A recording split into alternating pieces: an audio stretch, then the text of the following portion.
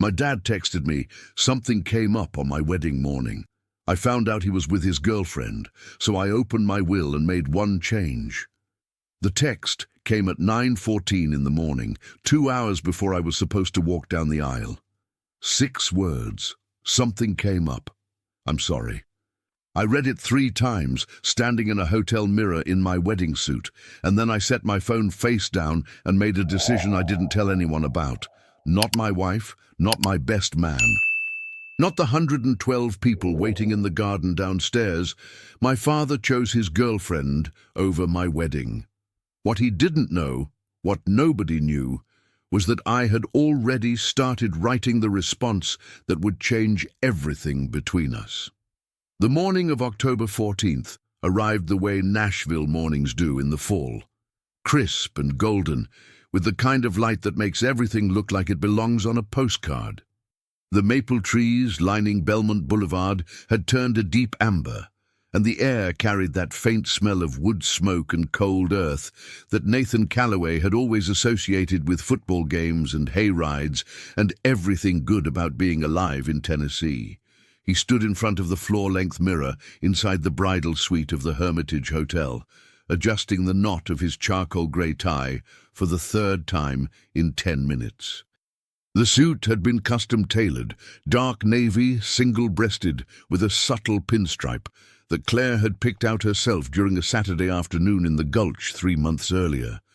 He remembered how she'd pressed the fabric swatch against his chest and tilted her head, the way she always did when she was making a decision she already knew was right. That one, she'd said, without hesitation. That was Claire. Certain, steady. The kind of woman who walked into a room and made it feel like somewhere worth staying. Nathan was 34 years old, and for the first time in his adult life, he felt like everything was exactly where it was supposed to be.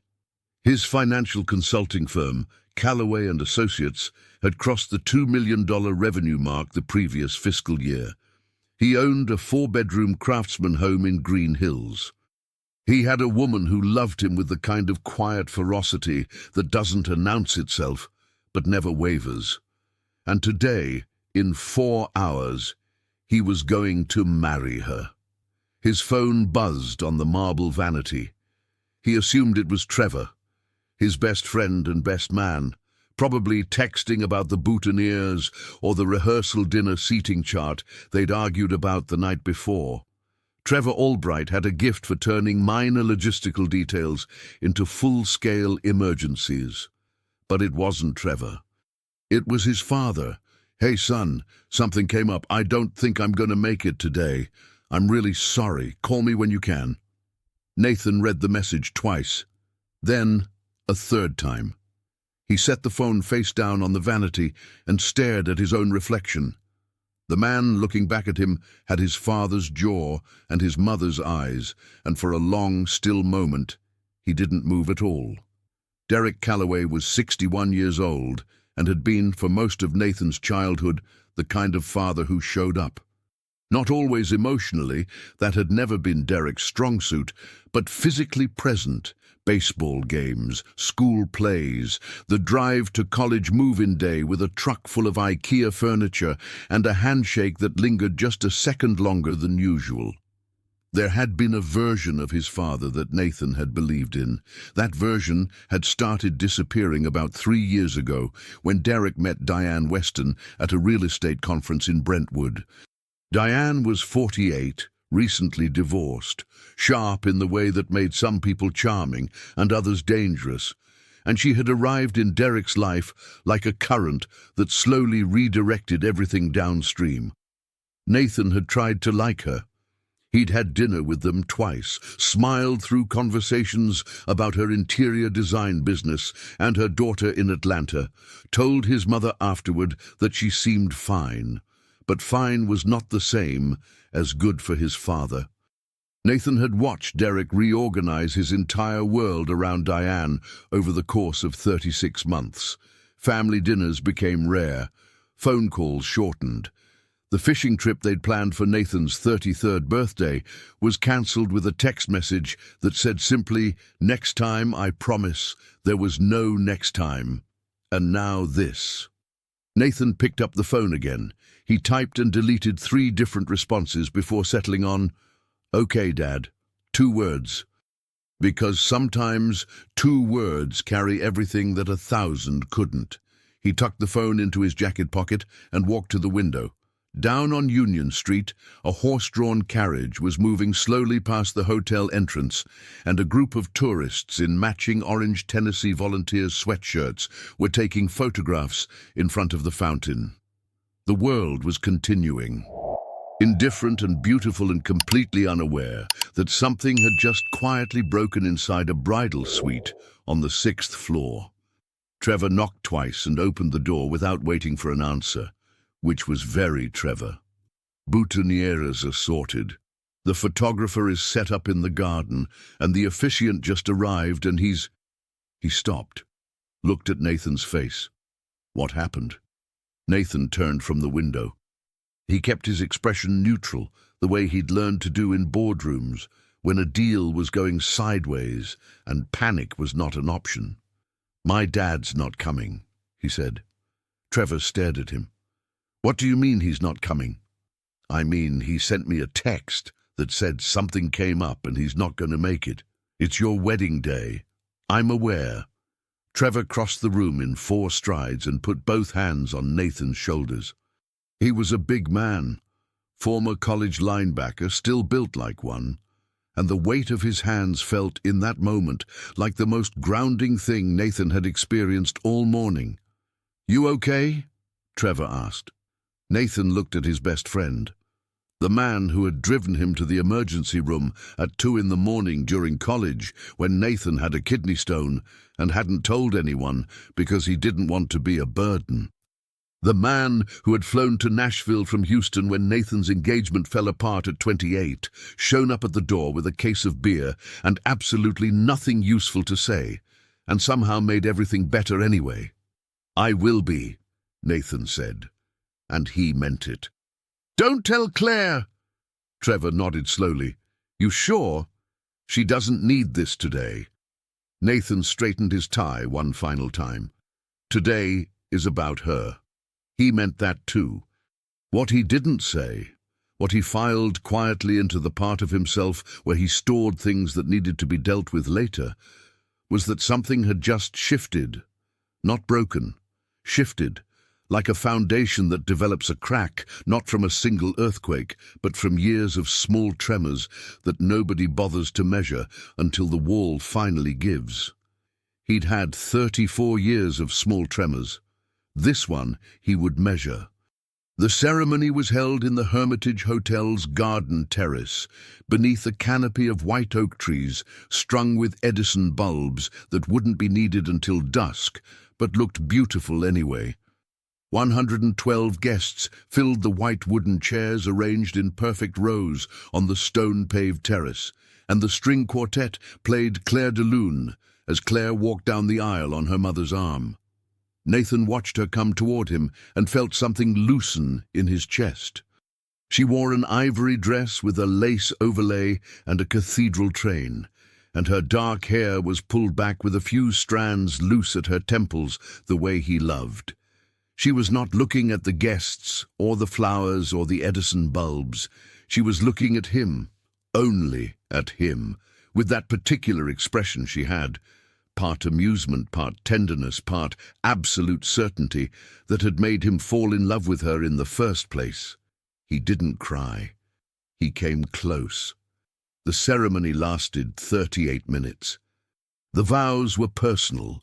They'd written them together, argued gently about metaphors, landed on words that felt honest rather than poetic. When the officiant pronounced them husband and wife, the applause from the guests was immediate and warm, and Trevor, standing at Nathan's left shoulder, exhaled audibly with relief, as though he'd personally been holding the ceremony together through sheer force of will. The reception moved inside to the grand ballroom. Dinner was plated Tennessee fare, hot chicken and biscuits alongside the filet, because Claire had insisted that no wedding in Nashville should pretend to be anywhere else. The band played Stevie Wonder and then some Johnny Cash, And then something current that Nathan didn't recognize, but that made Claire grab his hand and pull him to the dance floor. For 3 hours, Nathan Calloway was completely, entirely happy. It was Sandra, his mother, who found him near the bar during a lull between songs. Sandra Calloway was 59 and had raised Nathan largely on her own after the divorce when he was 11. She was a retired school principal with silver-streaked hair and the posture of someone who had spent decades commanding rooms full of teenagers. She was also, Nathan had always thought, the most emotionally intelligent person he had ever known. She touched his arm and leaned close. "You've been carrying something all day," she said quietly, beneath the ambient noise of the ballroom. "I can always tell." Nathan looked at her. Then he looked away. "Your father?" she asked. He nodded once. Sandra was quiet for a moment. She picked up her glass of white wine and held it without drinking. "I called him this morning," she said. "When I saw he wasn't here." Nathan turned to look at her. "You called him?" "I did." Her voice was steady and without heat. "He told me Diane had some kind of situation, a family thing, that he had to be with her." "A family thing," Nathan repeated. "That's what he said." Nathan processed this. He thought about the word family, the way his father had used it to describe Diane's circumstances, the implicit suggestion embedded in that choice of language. Diane's family. As though his own son's wedding did not constitute a family thing worth prioritizing. "Did he say anything else?" Nathan asked. "He said he was sorry and that he'd make it up to you." Sandra set her wineglass down on the bar with a precision that said everything her tone was too controlled to express.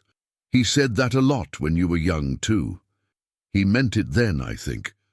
I'm less certain he knows what it means now." Nathan said nothing. His mother looked at him for a long moment. Then she reached up and straightened his pocket square, the small gesture of adjustment that mothers make when they want to say something that words can't quite carry, and kissed him on the cheek. "Go dance with your wife," she said. "This day belongs to you and Claire. Everything else can wait." He went back to Claire. He danced with her until his feet ached, and the band played their last song, and the Edison bulbs outside had finally found their purpose in the dark.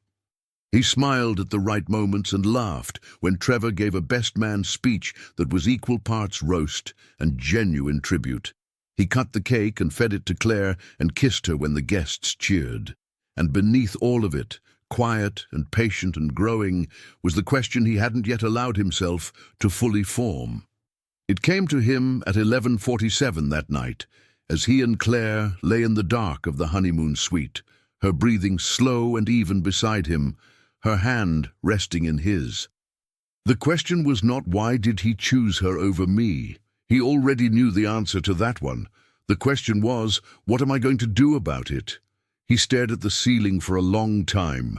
By the time he fell asleep, he had the beginning of an answer. 3 weeks after the wedding, Nathan sat across from Margaret Hollis, his estate attorney, in her office on Commerce Street in downtown Nashville. The office had floor-to-ceiling windows overlooking the Cumberland River, and the afternoon light came in flat and grey, the way it does in November when the sky can't quite commit to anything. Margaret was 63, precise, and had been managing the Calloway family's legal affairs for 11 years. She had drafted the original will, the one that allocated 40% of Nathan's estate to his father in the event of Nathan's death, without comment or opinion, the way good attorneys do. Today, she was being asked to change it. "You want to remove Derek Calloway entirely," she said, not a question. "Yes," Nathan said, "and redistribute his portion to—" "Claire gets 60%. The remaining 40 goes to the Sandra Calloway Education Foundation." He'd set up the foundation in his mother's name 2 years earlier to fund scholarships for first-generation college students in Tennessee, equally split among the current scholarship recipients if the foundation is dissolved. Margaret made notes. "This is a significant change," she said carefully. "The estate currently sits at approximately $1.9 million, not including the firm's projected valuation." "I know what it sits at," Nathan said, not unkindly. "I built it." Margaret nodded. She did not ask him why. That was one of the things he respected about her. "I'll have the revised documents ready within the week," she said. Nathan stood, buttoned his jacket, and looked out at the river for a moment before turning back to her. "One more thing," he said. "I'd like a letter drafted to my father, formal, informing him of the change and the reason." Margaret looked at him. "You want him to know?" "I want him to understand," Nathan said, "that choices have consequences, even the ones that feel small in the moment." The letter reached Derek Calloway on a Tuesday morning in late November, inside a cream-colored envelope with the return address of Hollis and Partners, attorneys at law. Derek was sitting at the kitchen table of the house he and Diane had recently begun sharing, a renovated Victorian in East Nashville, with exposed brick and heated floors, and a kitchen that Diane had redesigned twice before she was satisfied.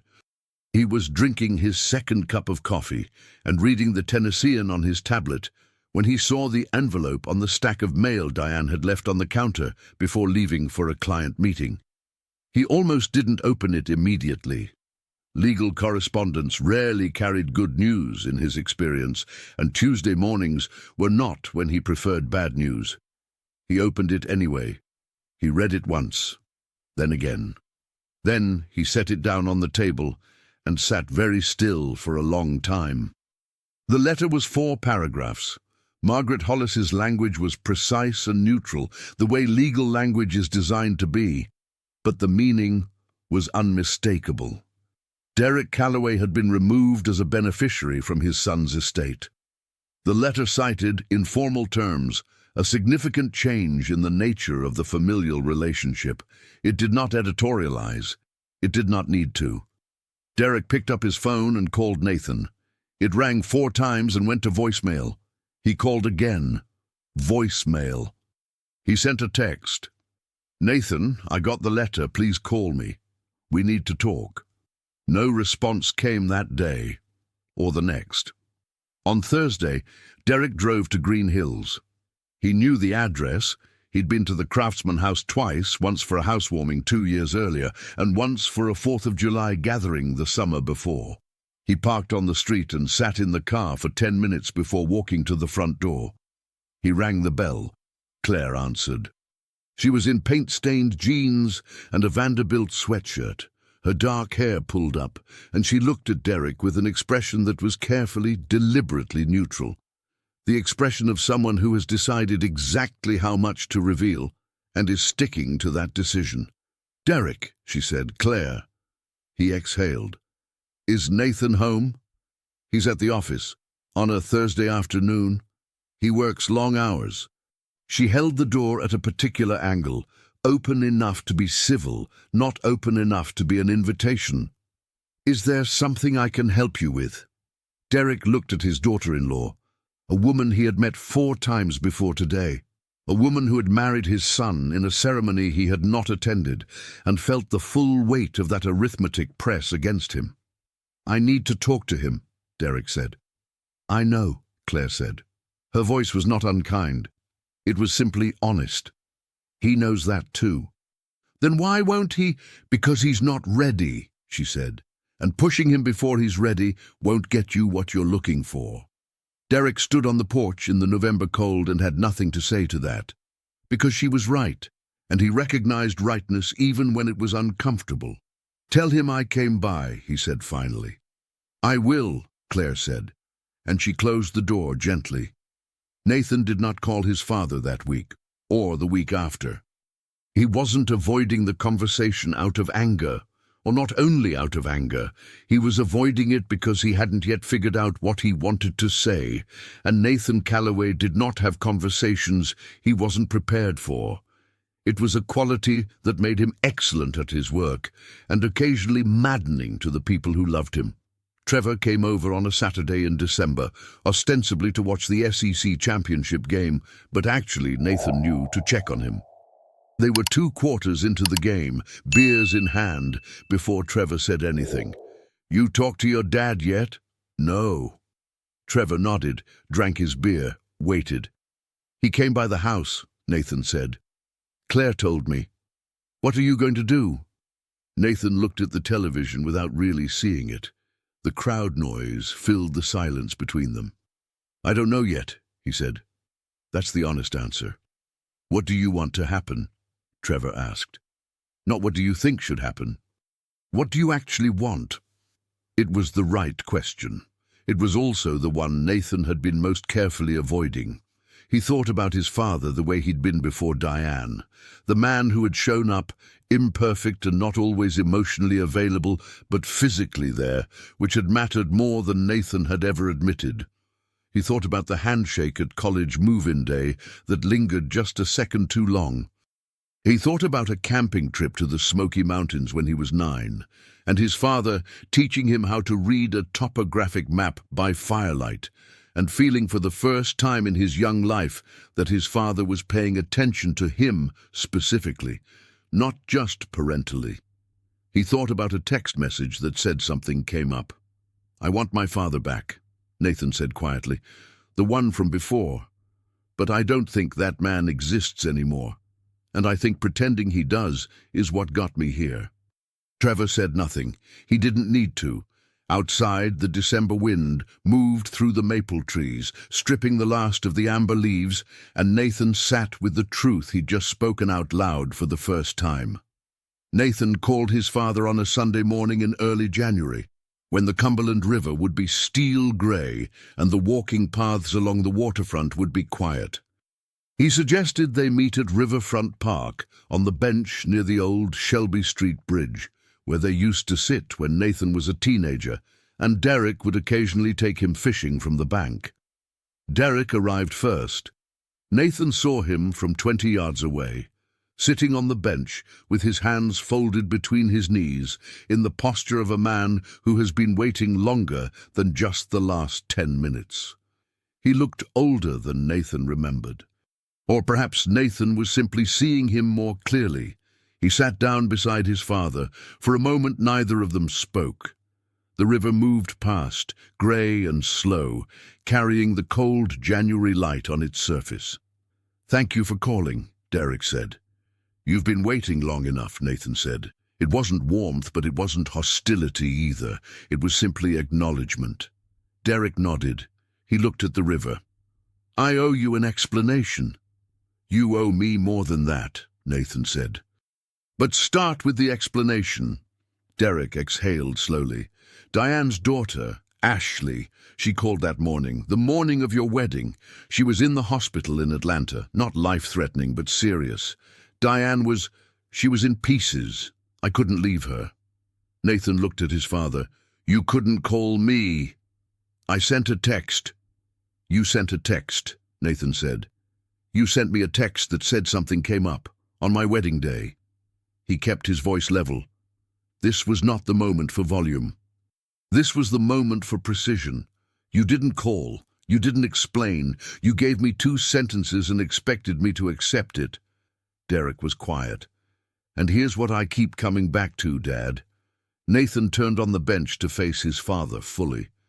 "Even if I accept that Diane needed you that day, even if I grant you that, you made a choice. And the choice you made told me exactly where I stand." "That's not fair," Derek said. "It wasn't that simple." "I know it wasn't simple," Nathan said. "Nothing about this is simple, but simple or not, you chose, and I need you to own that." Derek rubbed the back of his neck. He was quiet for a long time. The river moved. A single mallard crossed the grey water in a low, unhurried arc. "You're right," Derek said finally. The words came out rough, like something he'd had to drag up from somewhere deep. "I chose, and I chose wrong." Nathan said nothing. "I told myself it wasn't a choice, that I didn't have options, that circumstances forced my hand. But you're right. I made a decision."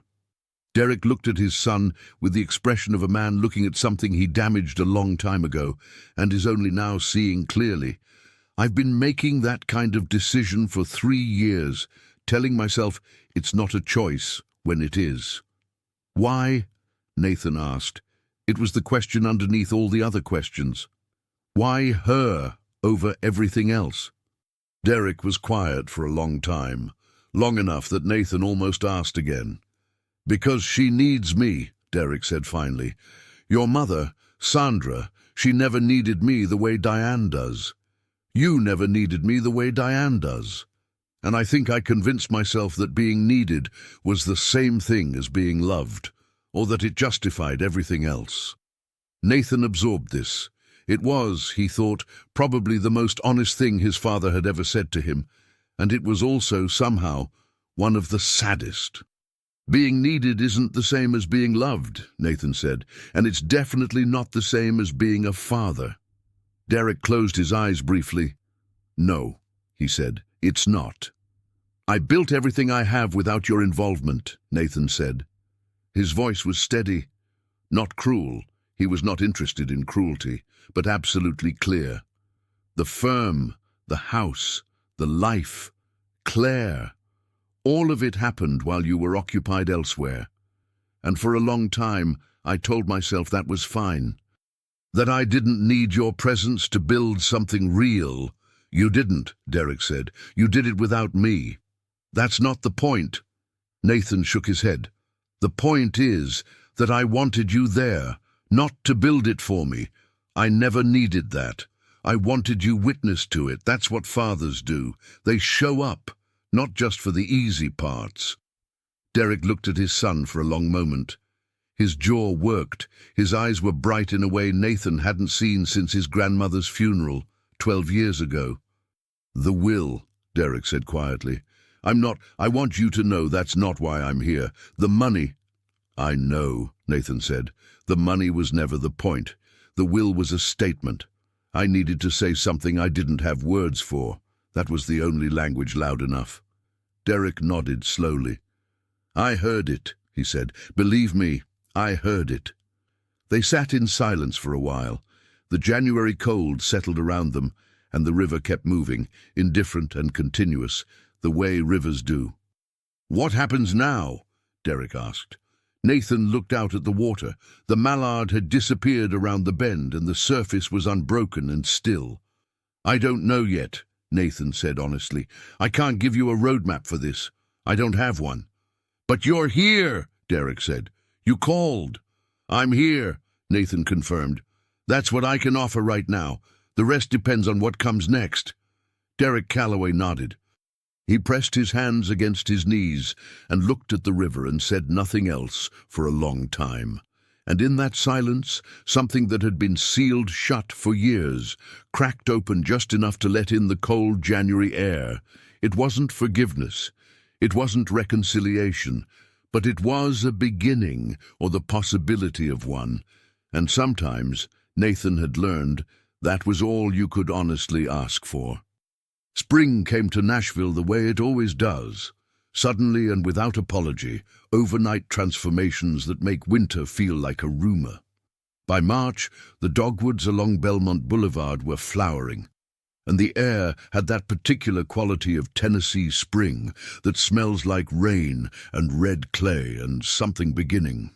Nathan and Claire had settled into their life together with the easy fluency of two people who had been building toward each other for years and had finally arrived.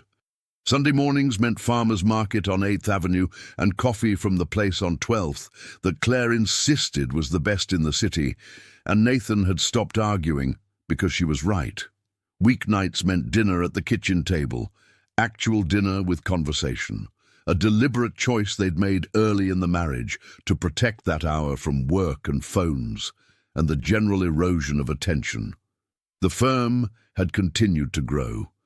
Nathan had hired 2 new analysts in February, both recent Vanderbilt graduates, sharp and hungry in the way that reminded him of himself at 23, and was in preliminary discussions about a merger with a Charlotte-based firm that would expand their footprint into the Carolinas.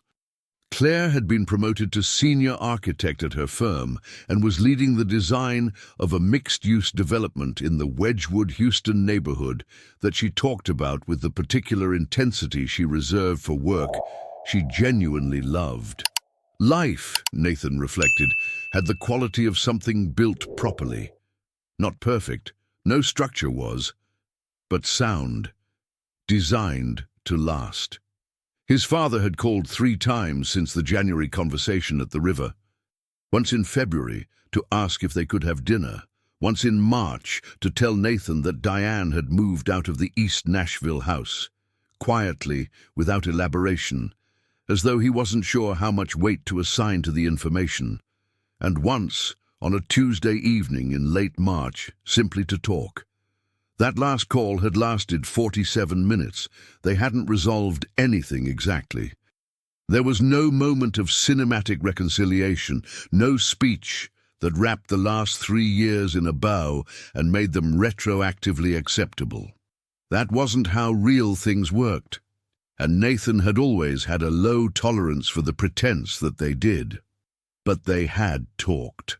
About the firm and the merger, about a Vanderbilt basketball game Derek had watched and wanted to discuss, about a memory of the Smoky Mountains camping trip that Derek brought up unprompted, the topographic map by firelight, the specific detail that Nathan hadn't shared with him and hadn't known his father still carried. "I think about that trip a lot," Derek had said. "More than you'd probably believe." Nathan had said nothing for a moment. Then, "Tell me something I don't know about it." And Derek had. For 20 minutes, details Nathan had forgotten, the sound the creek made at night, a raccoon that had ransacked their cooler, the particular quality of the silence in the mountains at 4 in the morning when everything felt clean and possible and not yet complicated. It was the most his father had talked to him in years. Sandra came for dinner in April, the first warm Saturday of the season. She brought wine and the lemon pound cake she made for every occasion worth marking, and she sat at the kitchen table with Claire while Nathan grilled on the back porch, visible through the screen door. After dinner, while Claire was making coffee, Sandra came out to the porch. She sat in the Adirondack chair beside Nathan and looked at the backyard garden that Claire had been cultivating since January. "How are things with your father?" she asked. "Better," Nathan said. It was a calibrated word, and she knew it. "Better is good," she said. "Better is honest. He told me Diane moved out." Sandra nodded. She didn't appear surprised. "Do you think that changes things between you?" Nathan considered this carefully. "No," he said finally. "I don't want it to. I don't want whatever happens between us to be contingent on his relationship status. That's not a foundation either." His mother looked at him with the expression she'd had when he was young and had said something that surprised her, not because it was unexpected coming from him, but because it was clearer than she'd anticipated. "When did you get so wise?" she asked. "I had a good example," Nathan said. Sandra laughed quietly and sipped her wine, and the evening settled around them, soft and warm, the first fireflies of the season beginning to appear at the edge of the yard.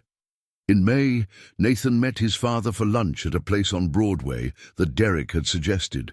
Old Nashville, not the tourist strip, but the part of the street that still felt like itself. A diner with vinyl booths and coffee that came in ceramic mugs and a jukebox that nobody had updated since 1987. They ordered the same thing they always ordered when Nathan was a teenager, and Derek used to bring him here after baseball games, club sandwiches and sweet tea, and the familiarity of it was both comforting and quietly devastating in the way that only certain specific memories can be. "I've been seeing a therapist," Derek said midway through lunch. He said it the way people say things they've been building up to for a while, quickly, like removing a bandage. "Started in February." Nathan looked at him. "Good," he said, and he meant it. "She's helping me understand some things." Derek turned his coffee mug in his hands. "About patterns, about why I do what I do." "Good," Nathan said again. "I'm not telling you to—" Derek paused. I'm not telling you because I want credit for it. I just wanted you to know. Nathan nodded. He appreciated that distinction. His father had learned something since January, and he recognized that too. I want to come to things, Derek said. Going forward, if you'll let me, dinner, birthdays, whatever it is, I want to be there. Nathan looked at his father across the vinyl booth. In the diner that smelled like coffee and old wood and 30 years of accumulated Saturday afternoons, and thought about what it meant to want something and to also be honest about what it cost. We'll take it one thing at a time, Nathan said. You show up. That's how you rebuild this. Derek held his gaze. Okay, he said. One thing at a time. That evening, Nathan sat at his desk in the home office and opened the document he'd been working on intermittently since March. It was a letter, not the formal, attorney-drafted kind, but a personal one, handwritten into a Word document in the specific way he processed things that mattered. It was not addressed to his father. It was addressed to no one, or everyone, or the version of himself who had stood in a bridal suite on October 14th and read a text message twice before setting his phone face down and looking at his own reflection. He wrote about what the last 7 months had taught him, that love without presence is an abstraction. That money, in the end, is the least interesting thing you can leave someone.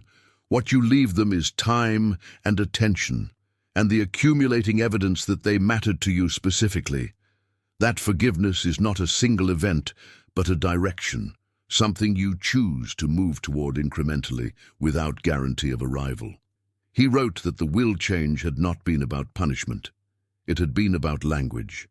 When words failed, when the conversation hadn't happened yet, when he needed to say something true and indelible, the document was the only form that felt equal to the moment. He did not regret it. He also wrote that he had called Margaret Hollis the previous week and asked her to draft an amendment, not returning his father to the original 40%. That felt premature, and honesty required precision. But a modest allocation, a placeholder, a door left open. Not because Derek had earned it back, because Nathan had decided, deliberately and without pressure, that keeping the door entirely closed required more anger than he wanted to carry. Claire appeared in the doorway. "Coming to bed?" she asked. He looked up at her, his wife of 7 months, in her worn Vanderbilt sweatshirt, holding a mug of chamomile tea, backlit by the hallway light, and felt the particular fullness that arrives when you recognize that your life, exactly as it is enough. "Yeah," he said. He closed the document. "Yeah, I'm coming." He turned off the desk lamp. The house settled into quiet around them, the craftsman bones of it, the Green Hills street outside, the dogwoods visible through the bedroom window in the ambient glow of a Nashville night. Nathan Calloway had built this life, from the ground up, without blueprint or guarantee, with his own hands and his own choices and the specific, irreplaceable love of the right person beside him. His father had missed most of it. That was a true thing, and it would always be a true thing. But the story wasn't finished. And Nathan, practical, precise, relentlessly honest Nathan, had decided that an unfinished story was still worth writing. He reached for Claire's hand in the dark. She took it without looking up from her book. Outside, the Nashville night continued, warm and indifferent and full of possibility.